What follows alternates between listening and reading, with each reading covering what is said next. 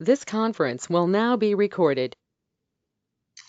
First off, Mike, incredibly excited to have you on the show, on the podcast. You know, I'm a huge fan of your product. Thanks for being here. Yeah, you're welcome. Happy to be here, man. It's fun to spend time with you. For sure. So for those out there, you know, you're a little outside of sports, but you've definitely got a sales background. You know, can you let the fans of the podcast know, you know, what's your background and your journey to founding WarmUp? Yeah, thanks. So I've been in sales for the better part of a decade. I've been in software and technology for about 6 years. But with all of my sales jobs, the first thing I did is I would go and get to know the customer base. The lowest hanging fruit for any sales rep is the existing customers, and I would ask them for referrals. And I got pretty comfortable doing that thing over the course of my career. So I got pretty comfortable with doing it in person or doing it via email or over the phone or working it into my quarterly reviews. And it was a lot of fun because people want to help you more often than that. And so I would get a lot of referrals. And that meant that I had to make fewer phone calls and send out fewer emails because I would hit my target for the number of meetings that I needed to get, through referrals. So, like any good sales rep, I make a lot of calls and emails, but I've always felt like referrals were important, and that led me to build a software product that allowed sales reps to do that thing quickly and easily across their entire customer base. Yeah, that's awesome. And listen, you know, I'm a huge fan of the product. You know how I love how it simplifies the referral process. But, you know, I think one of those things that, and you know, I know we'll get into more detail on this down the line, but it's so important that there's a strong relationship there first, because you could have the most incredible digital product on the planet, but if they don't necessarily trust you as a salesperson or believe that they're there for you, it doesn't matter how amazing your product is, right? The reciprocity just won't be there. I think that's correct. I think that's true. Having a relationship with your customers is really important. If you're an account executive and you manage those people and keep them happy, you're much more likely to get referrals from them. If you're constantly in touch with them versus if you don't speak to them very often. So I think you're right. I think that's true. Absolutely. So, I know for me, in terms of, starting my first company and now my second company, there were a few light bulb moments along the way. For you, what was that light bulb moment that made you say, this is really important, I need to do this? What was that inspiration behind WarmUp? For me, it was a customer interview that I was doing with someone, and they, it was that and the combination of my relationship with my sales coach. So I work with a sales trainer here in Indianapolis, and you and I have talked about the importance of sales coaching and how it's really important for someone to have a sales coach and to hold them accountable. So I was talking to a customer about how they like to get referrals, and I was also working with my sales coach. And one of the things that we realized was that people like to be asked for permission first. So as part of the WarmUp product, there's a referral ask that goes out to all your customers, and it says, hey, would you be willing to make a referral for me? And that's something that we do before we send you the referral template as a customer. And so the light bulb moment for us was, the referral ask needs to be broken into two parts. The first part is, ask all your customers for a referral, get them to opt into that thing. And then if they say yes, then you send them your referral template for them to actually make a referral for you. But it's kind of a subtle thing. In other words, most people kind of think about referrals in two parts. They think about, do I want to make a referral for this person? That's kind of the first decision they make. And then the second decision they make is, who am I going to refer them to?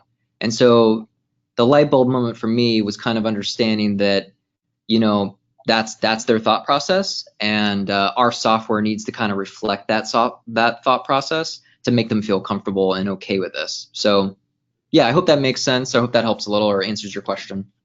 Yeah, for sure. And jumping ahead a little bit, what was it about that conversation that said I needed to make this digital, that I needed to turn this online, that I needed to make this an email? What was that internally that, what was the switch that said this needs to be digital? So there was a different conversation I was having with a senior ticket sales rep. for a minor league baseball team, and he was describing to me that he asked for referrals, but he would only do that thing sort of occasionally in person, and sometimes he would kind of fumble with it over the phone. So he was trying, but he was only asking for maybe, he was only asking for referrals maybe 20 to 30 times, a season or every year. And, he admitted to me that he had something like 500 customers or 500 accounts that he was managing.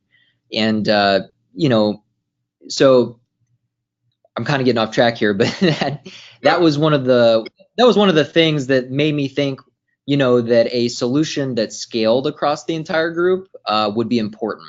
It made me feel like, there's an opportunity here to digitize asking for a referral. There's an opportunity for technology to help the sales rep.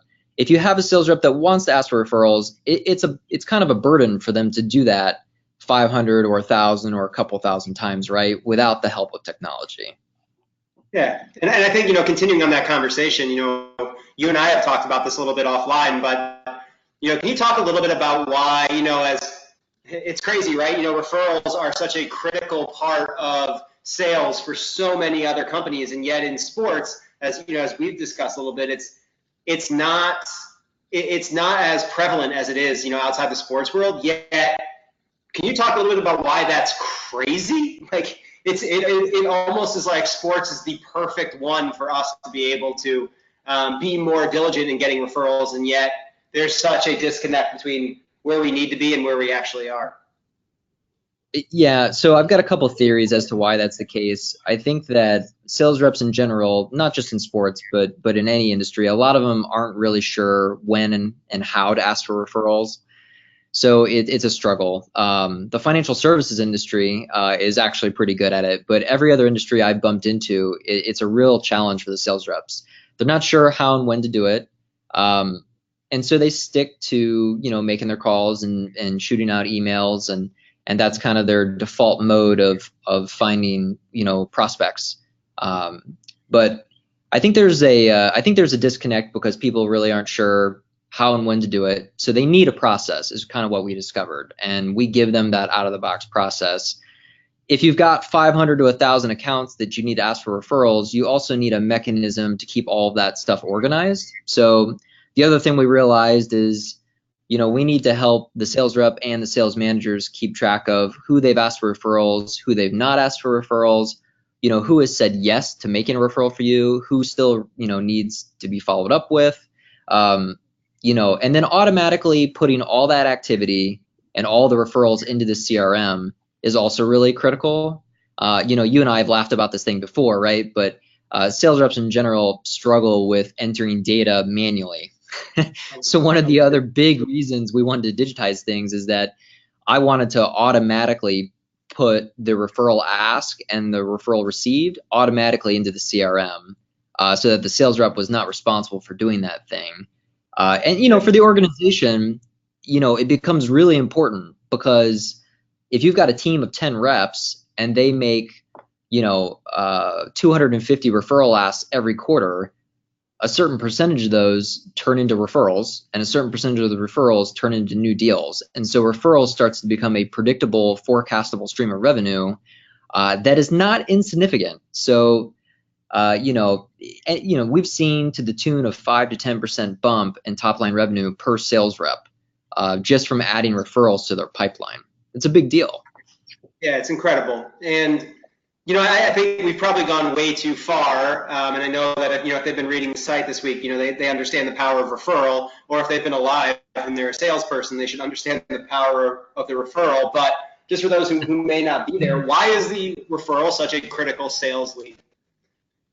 So what we've seen in our own experiences, and thankfully what we've seen from the research that exists out there, and I think we shared this article on your site, or we've shared it before previously, but the research shows that customer and employee referrals have the highest conversion rate of any lead source. The study that I'm referencing, we'll share the article if we haven't already, but there was a research study done essentially where they looked at leads across hundreds of organizations that were all using Salesforce, and it was really interesting to see the conversion rate with each of those lead sources. And, I think most of us would have guessed that customer and employee referrals had the highest close rate, but the research actually bears that out as being true. And that's why it's so important to go after them. If you've got a system that quickly and easily allows you to ask all your customers for referrals, you'd have to be crazy not to do it, because they make your life easier, right? They're more likely to take a meeting with you. They're more likely to close in general, and the whole sales process goes faster. In every way imaginable, it just makes your life better as a sales rep. And I think in sports especially, if your market is smaller than you would like it to be because you've got kind of a niche market, or you're geographically locked, you need to look for opportunities like this to generate more warm leads for your pipeline. So and I want you to make sure that you agree or disagree with this. I mean, there's two things that's important to remember when we start talking about referrals. First is the point you hit on, that they'll close at a much higher rate. One of the biggest challenges with referrals, though, is asking someone else to open up their contact list with the fear that they're going to get rejected, because there's a lot of people who just don't want to do that, right? There's a lot of people that don't feel like they want to create that association or put that on someone else. And so when we do this, this isn't something that's, you're not going to wake up with $1 million more of sales, but what you should be very grateful for is this process through WarmUp allows you to literally connect with every single one of your clients or your potential clients or past clients, and it gives you sales that in no way, shape, or form were you thinking about, when you woke up that day, in a lot of ways. And that's where this is. This is, instead of thinking about, especially in professional sports, as you start implementing WarmUp, and hopefully it becomes expected, but as you start implementing it, you should look at this as incremental revenue to what you're already doing day in, day out, with very little. Like, the ease of use on this is crazy, both for the sender, the sales rep, and the person responding to it. Yeah, it makes it.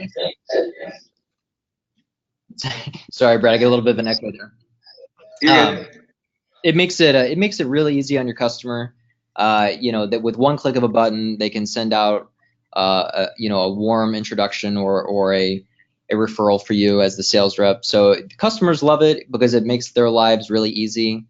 We load a fully pre-written email for them that they can send out on your behalf. One of the reasons why the sports industry, it works really well for the sports industry, is that people love to tell their friends and family that they have a gal or a guy that they work with to buy tickets from, right? And so I think there's a little bit of a status symbol or a little bit of an ego push there.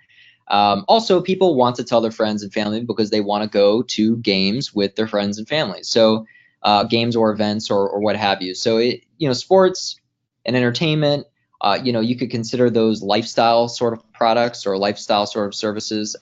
We've seen referrals work really, really well with those kinds of industries. And sports in general is just a lot of fun. Like you and I have talked about this. Like, I love working with sales reps in the sports industry because what you folks are selling is just a lot of fun to talk about and be around. Yep. And I think that's, and like I said, I think for those that are reading the site may have a pretty good idea, but, can you talk through about how the technology works for those that aren't used to it? Not necessarily on the sender side, it's a completely different story, but, what's the process the buyer goes through to get those referrals in? So you're asking, what does it look like from the sales rep standpoint? Is that what you're asking? No. From the buyer side, from the client side, or the person receiving it. Oh, right. Okay. So what it looks like from their side is they get an email from you that says, hey, how's it going? Hope you're doing well. It's great to see you last week. I was wondering if you might be willing to do me a favor and refer me to a friend or a colleague who you think would also enjoy going to, a game, right? And if you refer me to them, I might be able to offer them some free tickets. Hope you're willing to do that. If you are, go ahead and click yes below. So they basically get an email from you, and that email asks them if they'd be willing to make a referral for you. Now, the great thing about our, go ahead. I want to make sure they understand this. teams and reps can customize what that message looks like, right? Because I think that's important for the That's teams, and I also think it's important that reps and teams should also look at A/B testing this stuff, right? absolutely. Yeah. So people typically have multiple templates and they have different campaigns to see what works better.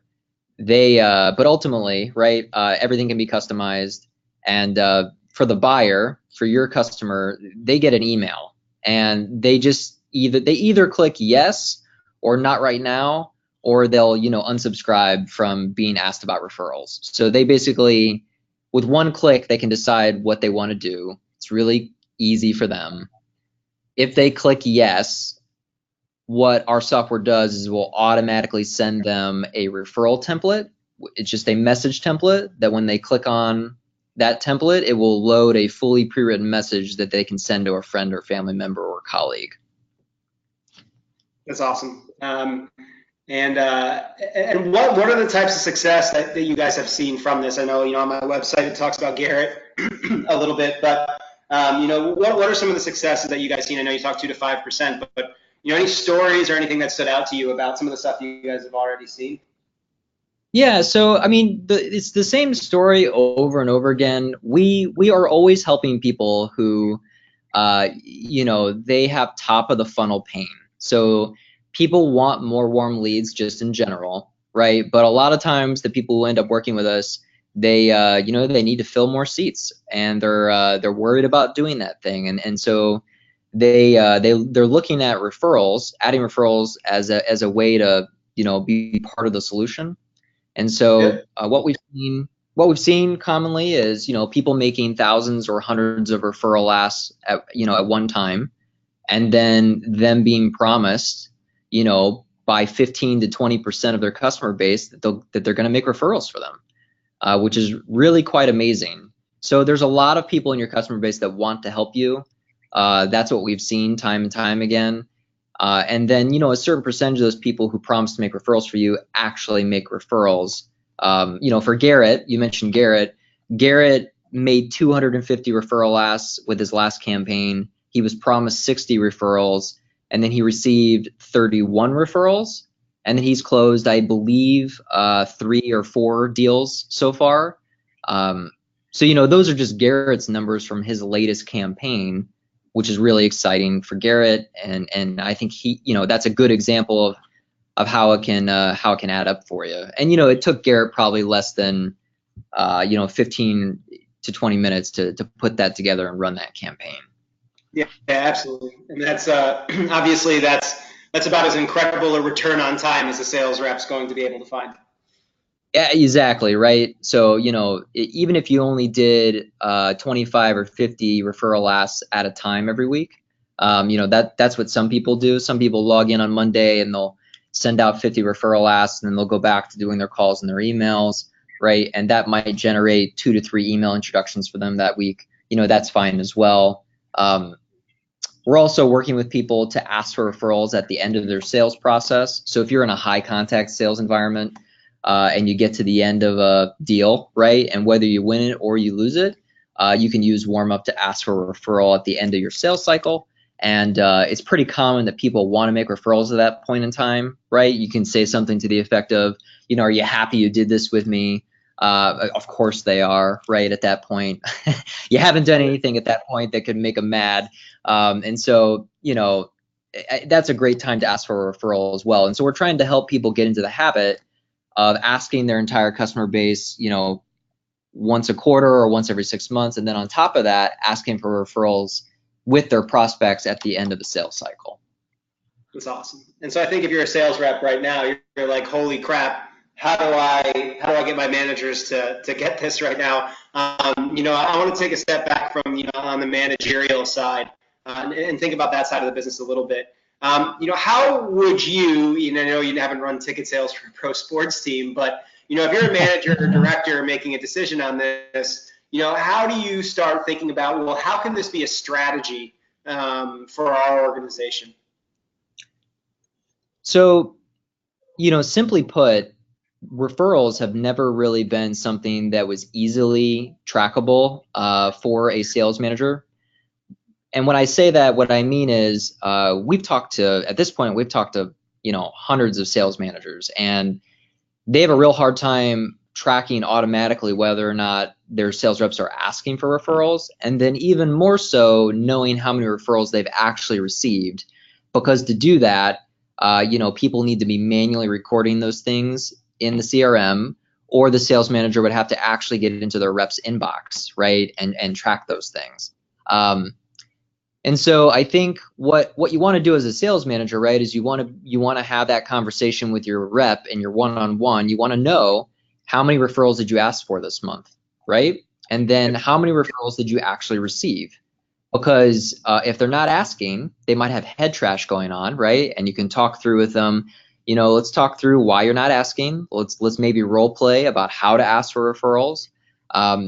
If they're asking but they're not actually receiving referrals, you can talk through any problems or challenges that are coming out of that.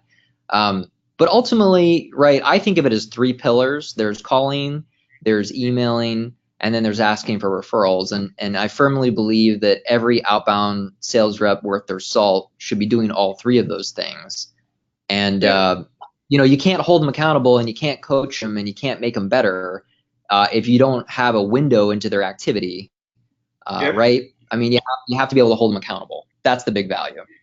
It's huge, because I know that, like, you teach getting referrals in sales training, when you're doing some of your onboarding stuff, and then all of a sudden it's like the dirty little secret of sales, right? Like, reps don't want to talk about it because they know they're not doing it, and managers don't want to talk about it because they know, not only do they know that their reps aren't doing it, but they also know that they didn't do a good enough job when they were reps doing it. So it's just like this dirty little, secret that hangs out there. And, if a rep gets a referral, the management team's like, yay, but then, like, nobody, after teaching it and saying that they need to do better at it, they don't really do anything about it. And yet every time I'm talking to a team when it comes to sales training, it's always like, well, what do you think you can do a better job of? What can I help with? They're like, help get us more referrals. And I was like, it's really funny, because for a long time it's been a soapbox speech, right? It's the manager will get up there and pound the table about how important they are, but that's all it is. It just ends up being a soapbox speech. It is interesting, because we want to make it something that you can help your team get better about. I love sales rep. I am a sales rep at heart, right? And so my heart also goes out to them, because I know how hard it is to ask for referrals sometimes, and I know how awkward it feels sometimes.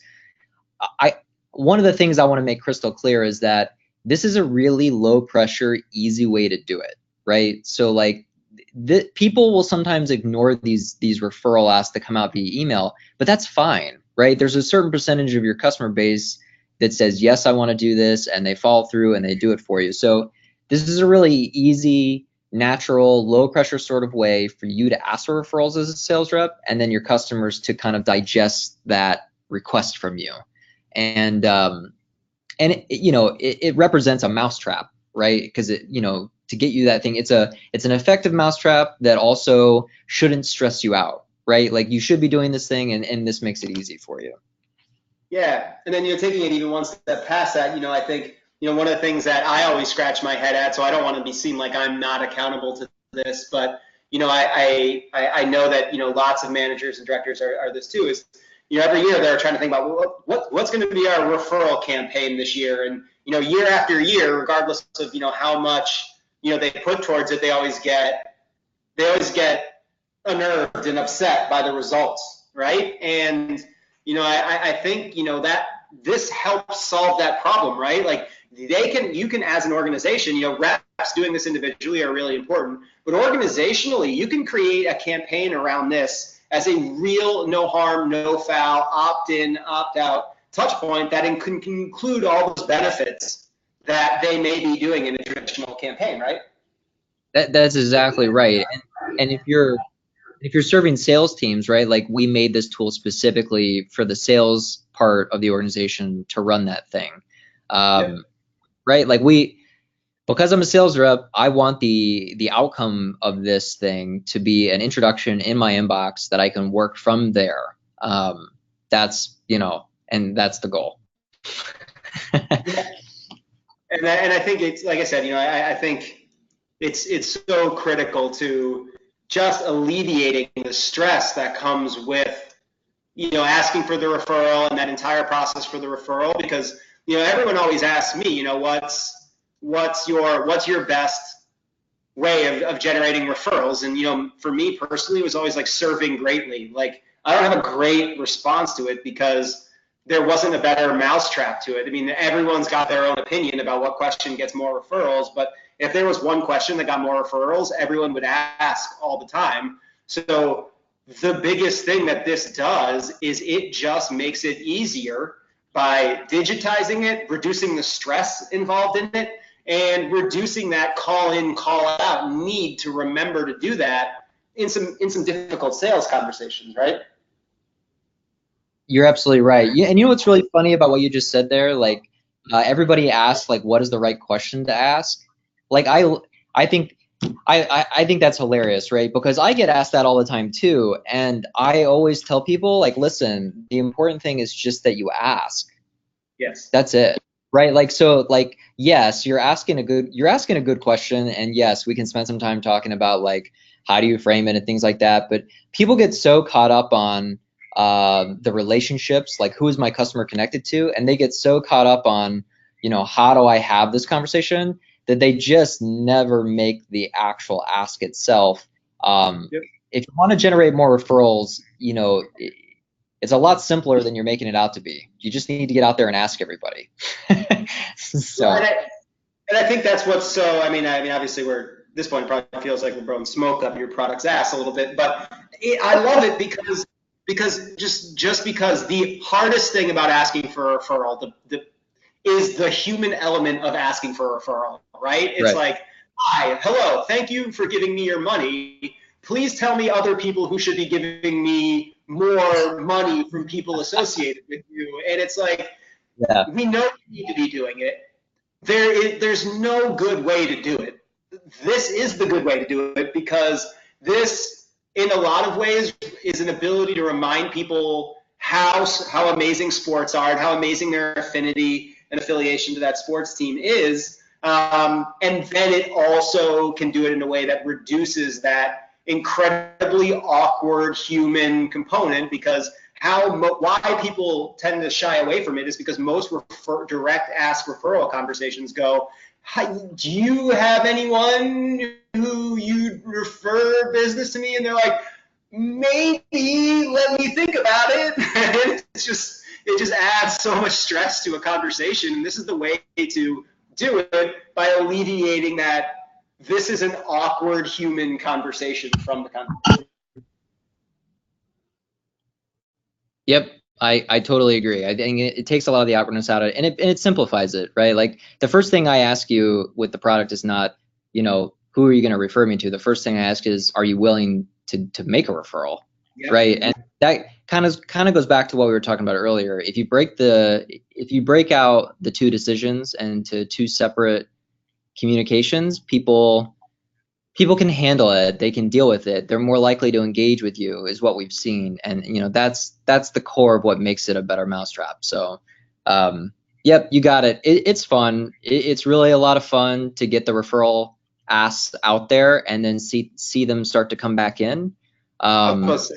Must be like Christmas morning for a lot of the reps that do it. It really is. I'll tell you what, man, the most fun I've had in running this business is getting text messages from the sales reps that I'm helping out, and them saying things like, hey, I just got 3 referrals from one customer. Like, they just introduced me to 3 people, and then 15 minutes later I get another text message from them that says, hey, I got another one, right? And, like, all caps, right? So I get excited when they get excited. It's fun. It's great. They're like Christmas presents that just pop into your inbox. It's wonderful. Yeah, this is a way to drive revenue when, again, until managers really make it a part of what they do every day. The great thing about it is it introduces people to the top of the funnel and ultimately creates sales that no one in the organization had any expectation from at the beginning of the day. And for every sales manager, those always end up being, and sales rep, those always end up being the greatest gifts you could ever receive. So as we transition away from the product, I always, outside of the background question, my favorite question is, personally, for you, what drives you? What gets you up out of bed each morning to continue to pursue, what you're doing personally and then with WarmUp?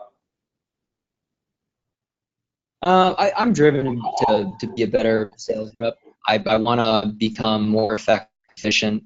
So, I spend a lot of time focusing on, how I can become a better communicator, right? How I can be more disciplined and methodical in my discovery meetings and in my on my demo. So, I love our profession. I love what we do. And so I'm driven to be the best that I possibly can. Like all sales reps, I'm competitive. So that's part of what drove me to want to get referrals so that I would hit my numbers and go beyond those. But as I've started this business, I love being creative. I love setting strategies. So for me now, I'm not so focused on sales. Now I'm focused on, well, how does my sales roll up to overall revenue, and what's the next hire that we need to make? Do we need to bring on a customer success person because we need happy customers, right? Along with just getting new customers. So I think for me, and you and I.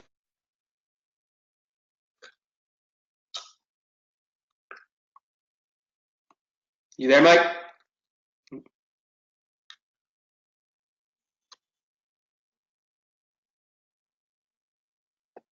This conference will now be recorded.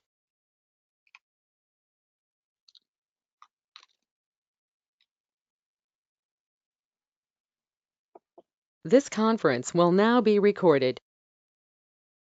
Hey, so there was some technical difficulties on my end trying to weather a absolute monsoon here in Katy, Texas, and on Mike's side too a little bit. So Mike wanted to say, obviously make the industry better. Wants to thank everyone for jumping on board and look forward to listening. And for all those people that want to reach out to Mike and talk about the product, I would highly recommend it. You can either reach out to me at Brett@getafteritSales.com or Beazlelasky@gmail.com. And again, awesome product. Really appreciated Mike jumping on.